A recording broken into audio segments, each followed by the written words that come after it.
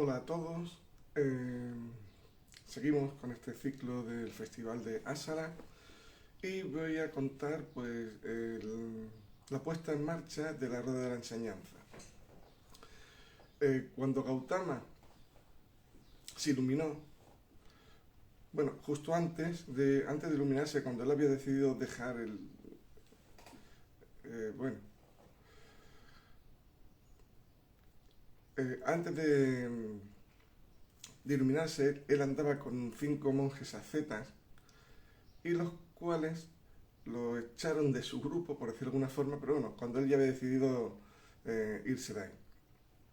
Y en cuanto se iluminó, lo primero que hizo fue buscar a estos monjes ascetas y darles la instrucción, una vez que estaba iluminado.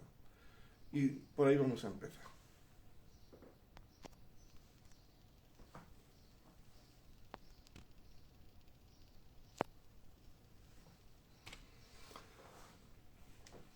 Dice, el señor Gautama estaba cerca de Benares, en Exipátana, en el Parque de las Gacelas, y allí se encontró y se dirigió al grupo de los 5 monjes que lo habían dejado en el momento en el que él abandonó el camino de la propia mortificación. Y les facilitó la primera instrucción después de su iluminación, poniendo en movimiento la rueda de la enseñanza, que es lo que estaba diciendo antes. Cuando él dejó ya el camino de, de estar ahí, bueno, eso lo explico después. Bueno, cuando el señor Gautama expuso este discurso, se dice que los devas terrestres exclamaron: esta enseñanza no puede ser detenida por ningún monje, religioso, divinidad, demonio o entidad u otro ser del universo. Bueno, y de hecho, 2600 años después, aquí estamos con esta enseñanza. Dice, los renunciantes no deben estar en ninguno de los dos extremos de los placeres de los sentidos, porque es bajo, vulgar, ordinario y no produce beneficios, además de causar adicción y mortificación, asunto que no es noble y le resulta doloroso. Gautama era el hijo de un rey, vivió en la abundancia y en la belleza, donde todo parecía perfecto. Cuando descubrió de que había gente que sufría, dice, yo no me puedo quedar aquí, y renunció a los placeres de la vida por irse a la parte opuesta. Y al final acabó con los 5 monjes ascetas, que los ascetas lo que hacen es que no tienen de nada. Van con un trapito ahí viejo y no tienen absolutamente de nada. Comen poquísimo y todo el día están meditando y están haciendo prácticas separadas de la sociedad. Y al final el señor Gautama se quedó escuálido de no comer, se quedó en los huesitos. Un día se metió en un río a bañarse con una corriente muy flojita y la corriente se lo llevaba. Entonces se dio cuenta de que eso tampoco le iba a llevar a la iluminación. Ni tener todo como estaba en el reino de su padre, ni estar con los ascetas, estos, que no hacían nada, estaban todo el día mortificándose, y decidió que iba a dejar eso. Y en ese momento llegó una mujer que le dio arroz y los ascetas lo expulsaron de su grupo, al señor Gautama, precisamente por haber recibido el arroz de esa mujer, porque no se podía tocar a una mujer, según ellos, claro. Y lo abandonaron, lo dejaron solo. Bueno, que él ya había abandonado ese método, ese estilo de vida. Y ahí se dio cuenta de que no se puede estar en ninguno de los lados de los opuestos, ¿vale? Ni el de los placeres, de los sentidos, que es cuando nosotros solo nos dedicamos a tener placeres. Nos gusta ir a la discoteca, hay gente que le gusta beber, otros que se drogan, otros con el sexo, y cada uno va buscando los placeres del cuerpo físico. Ni tampoco se puede estar en el otro lado, en el opuesto, de no hacer nada, estar todo el día metido en la cabeza de uno. Hay que estar en medio de los dos pares de opuestos. Dice, no estando en ninguno de esos dos extremos, se penetra en el camino del medio, que produce la visión y la sabiduría, y que conoce la paz, que conduce a la paz y a la iluminación y al nirvana. ¿Y cómo se puede estar en el camino del medio? ¿Cómo podemos hacer para estar lo más lejos posible del par de opuestos?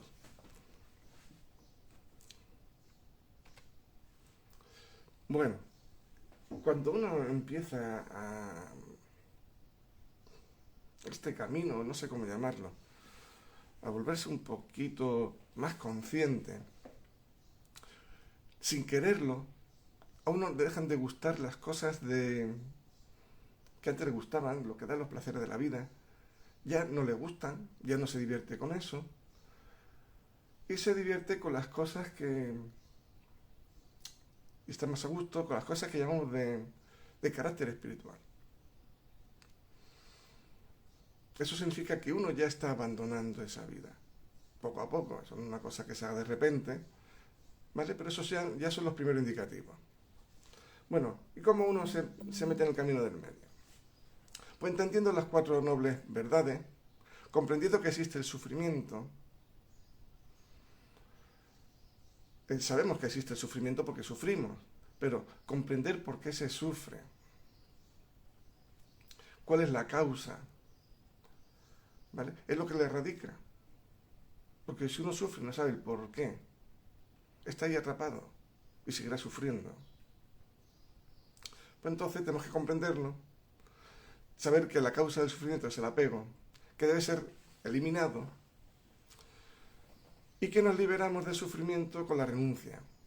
Y que la forma de liberarse del sufrimiento es practicando el noble óctuple sendero. Gautama renunció a la parte de los placeres de la vida y también a la parte de la austeridad. Y gracias a eso encontró el camino del medio. La renuncia es una renuncia feliz, hermosa, porque uno no renuncia pasándolo mal, sino ya está sufriendo y está otra vez en el mismo rollo. La renuncia es algo bello, viene solo, va apareciendo en la vida y ni siquiera hay que buscarla. Y entonces lo que hay que practicar es el noble óctuple sendero. Bueno, ¿y esto en qué consiste? Pues en el pensamiento positivo, hablar positivo, actuar positivo, trabajo positivo, observación positiva, meditación positiva, comprensión positiva y esfuerzo positivo. De esto vamos a hablar un poquito de cada cosita para ir viendo más o menos lo que es. Dice, la verdad del sufrimiento es que cuando se nace, se envejece, se padece enfermedad y se muere, se sufre. Parece que hemos venido a la vida a sufrir. Que todo lo que te está pasando al final te acarrea sufrimiento. También asociarse con lo desagradable te hace sufrir. Separarse de lo que uno desea te hace sufrir. Por eso el deseo es negativo. El no tener lo que uno desea también hace sufrir. Y todo esto causa sufrimiento. La verdad del origen del sufrimiento es que el deseo produce estar encarnado, acompañado por el placer y la pasión, encontrando siempre nuevas satisfacciones, sea aquí o allá. Y uno va buscando con qué entretenerse, algo que lo saque de una especie como de vacío interior, que si uno no está haciendo todo el tiempo cosas, se da cuenta que tiene ese vacío. Y ese vacío no es otra cosa sino que la llamada de tu alma a engancharte, bueno, engancharte no, a que tome la decisión de ir por el camino correcto. Y uno lo aturde con eso, dándole placer a los sentidos. Y de esa forma, pues, no piensa en eso y siente menos ese vacío. Pero tarde o temprano aparece y todo el mundo tiene que coger este camino. Y eso es lo que te hace venir una vez a la encarnación y otra vez y otra vez y otra vez. El deseo que dan los placeres de los sentidos, el deseo por existir, el deseo por iluminarse. Sí, porque cuando uno tiene el deseo de iluminarse y no se ilumina, pues se sufre. Y resulta que encima es lo habitual.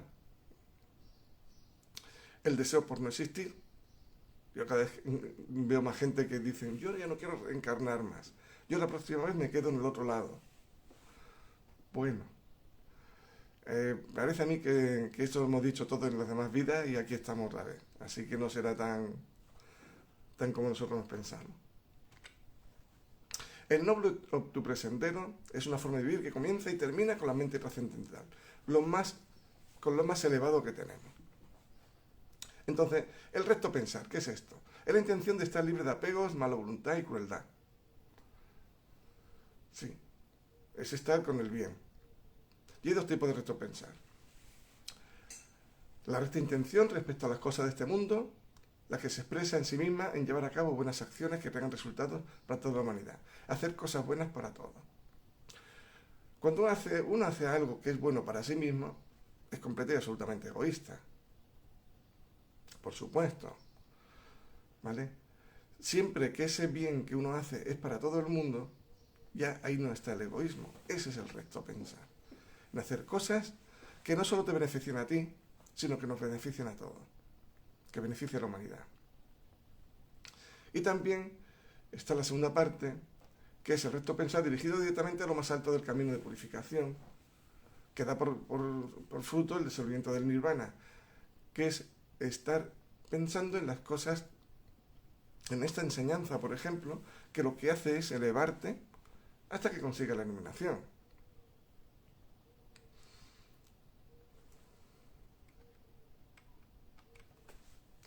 Recta palabra, es decir, siempre la verdad y evitar mentir.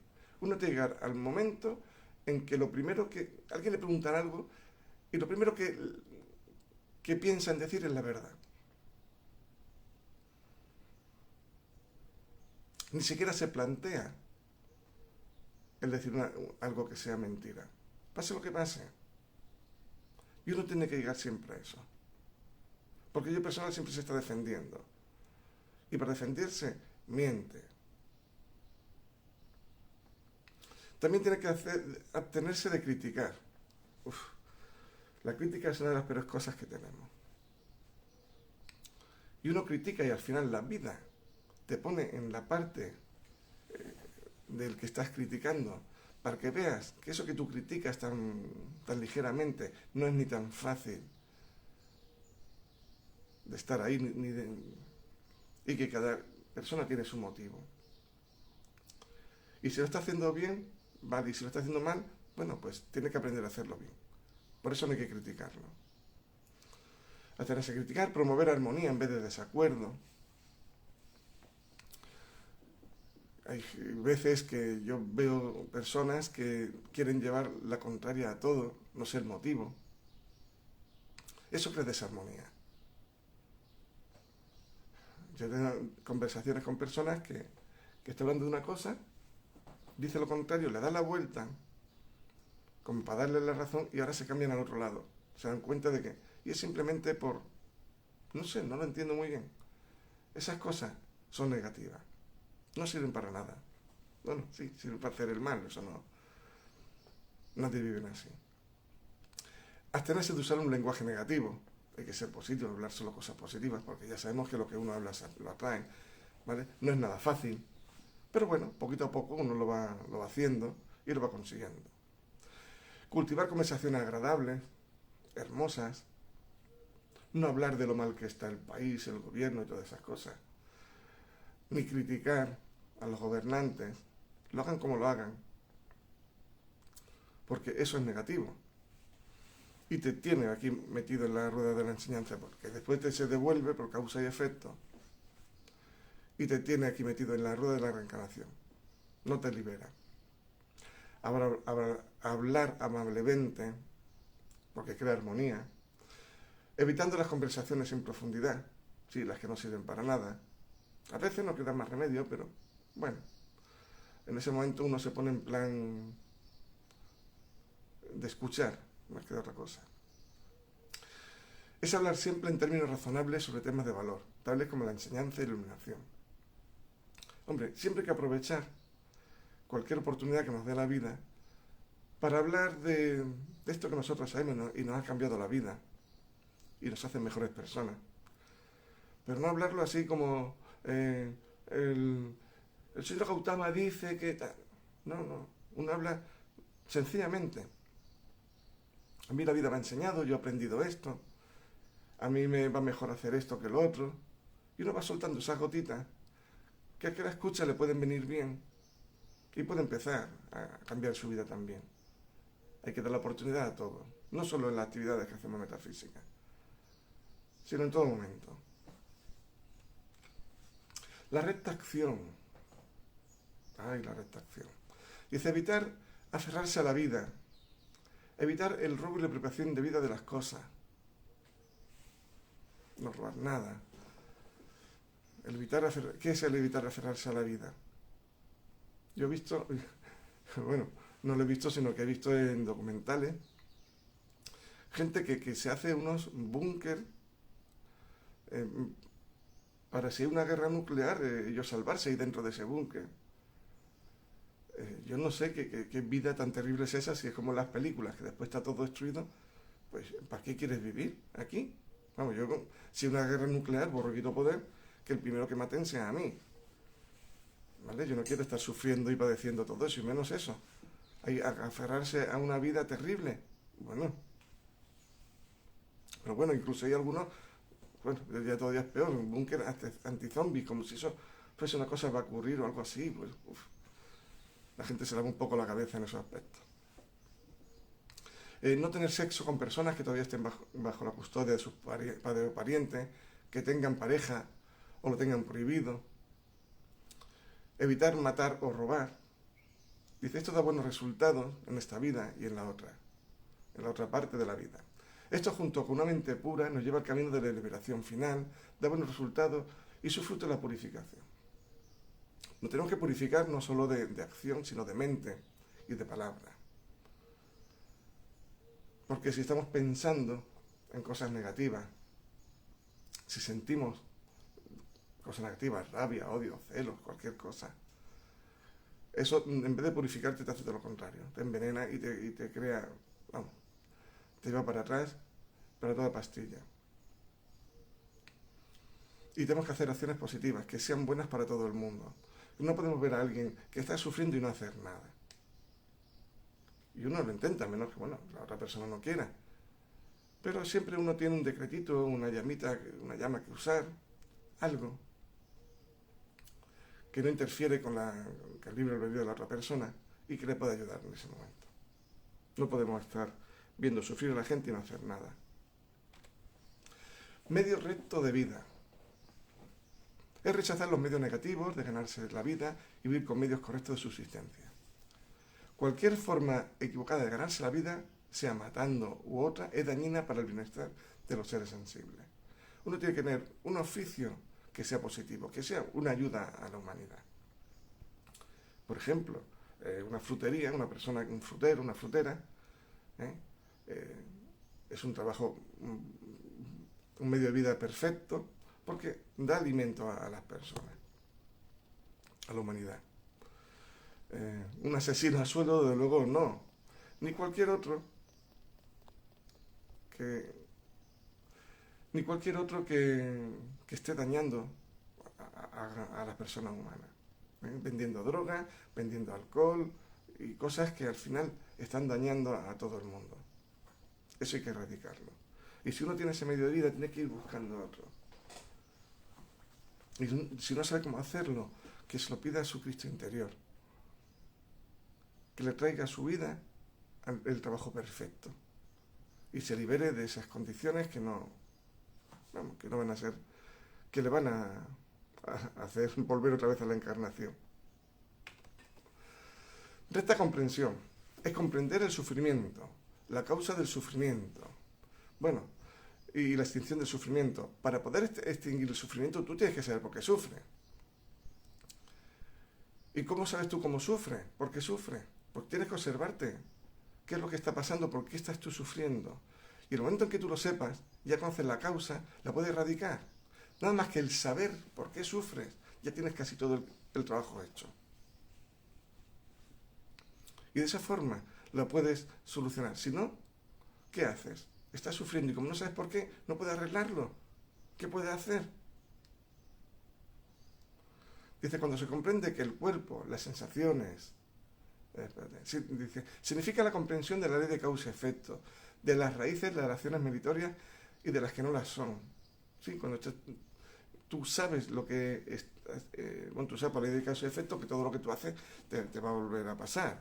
De hecho, todo lo que nos ocurre nos lo merecemos, pues ya no lo hemos ganado antes con, bueno, por las cosas, las acciones que hemos hecho antes. Pero tú tienes que distinguir, saber, y tienes que aprender a distinguir lo que es bueno y lo que es no, lo que sirve para algo y lo que no.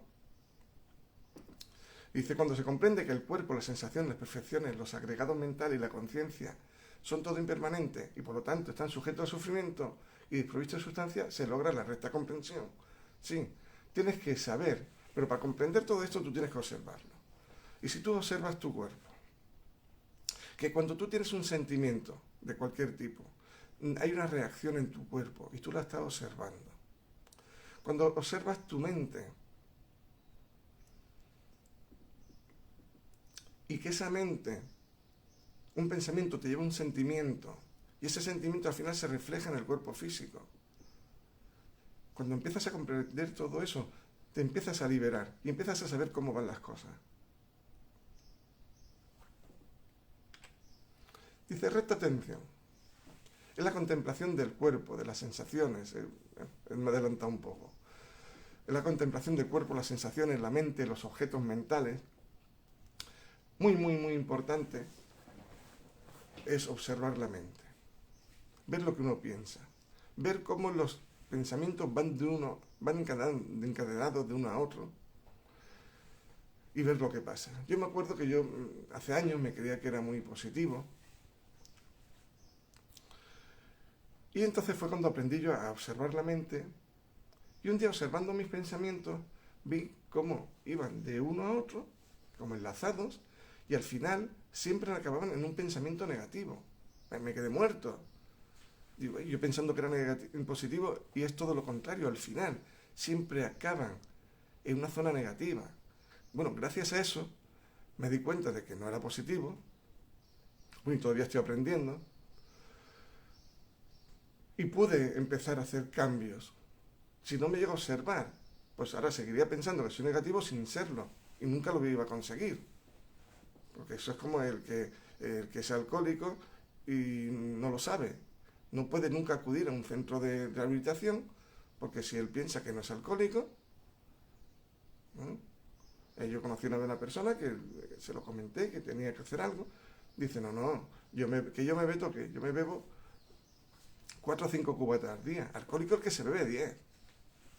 Entonces, como él no lo sabe, no puede ir. Y si no va, pues no se cura.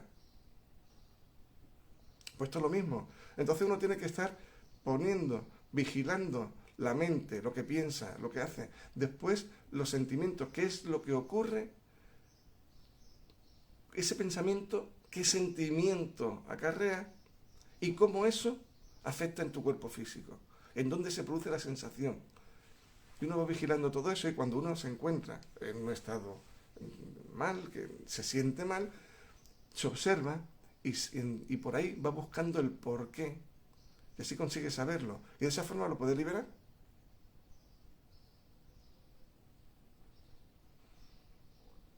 Dice, esto se refiere a los 4 estados de atención mental que se describen como el único camino que conduce a la obtención de la pureza, a la superación del sufrimiento y el lamento, al fin del dolor y la congoja, para alcanzar eternamente la realización del nirvana. Pues sí, de esa forma te vas liberando de lo que es la parte más terrible que hay en ti. Y cuando te liberas de lo malo, empieza a entrar lo bueno. Es como un vaso de leche, de agua, que si lo quieres llenar de leche, tienes que sacar el agua primero. Si lo echas encima, poca leche le entra al vaso. Pues lo mismo. Tú tienes que ir vaciándote de las cosas negativas y ese hueco se va llenando con lo positivo. Recta concentración. Es la absorción de la mente. Fija en un único objeto. Esto es súper importante. Si tú quieres hacer algo, por ejemplo, dice, venga, yo tengo un grupo, voy a dar actividades de metafísica y los participantes quiero que mejoren sus vidas. Y yo me concentro en ese objetivo. Y todo lo que hago en esas actividades es precisamente para eso. sin excepción, hasta que consigo el objetivo. El resto es esfuerzo. Bueno, aquí son 4 tipos. Dice, el evitar el esfuerzo para hacer el mal o realizar asuntos indeseables. Es decir, no apegarse a los objetos de atracción de los sentidos, de los que puede resultar cosas lamentables y brutalidad. Claro, todo eso que te hace sentir. A veces ni siquiera es sentir bien, sino sentir cosas. Hay gente que está enganchada a la adrenalina y hace esfuerzos para conseguir eso. Y además, bueno, es una cosa pasajera. Después pasa y ya, nada. Dice, el segundo esfuerzo es el esfuerzo por superar la maldad y los estados perturbadores que ocasiona. Desgraciadamente todos tenemos maldad dentro de nosotros. Y por eso hay que superarla. Y hay que hacer el esfuerzo por eliminarla, porque no aparezca. Ese esfuerzo empieza siendo sobre todo mental, ¿no? Diciendo los pensamientos negativos, malos, que no, que desaparezcan. Cuando uno se pone a observar su pensamiento, automáticamente la mente se para y uno está en el presente. Entonces un buen truco para evitar esos pensamientos negativos es que cuando venga el pensamiento te pones a vigilarlo y en ese momento la mente se para y ya no sigue por ahí. Y si eres capaz de sostenerlo el suficiente tiempo, unos segundos, ya ese pensamiento desaparece y ya no vuelve otra vez. Y si vuelve otra vez, pues tienes que hacerlo otra vez de la misma forma. Y aguantar y sostener, estar vigilando, observando la mente, pues un poquito más. El tercer esfuerzo por desarrollar estados mentales nobles y beneficiosos que conduzcan a la iluminación. Sí, hacer esfuerzo para estar siempre feliz, armónico, para ver lo bello en todo, para llevar, bueno, pues lo que llamaríamos una vida feliz, porque si todo es bonito y todo es bueno, pues tú estás feliz. Y el cuarto esfuerzo es para mantener todos esos estados que ya has conseguido antes, de evitar las cosas malas, de controlar de que no aparezcan más pensamientos negativos, el de estar siempre bien, armónico, feliz, que va irradiando esa felicidad a todos lados, con todas las personas que te encuentras,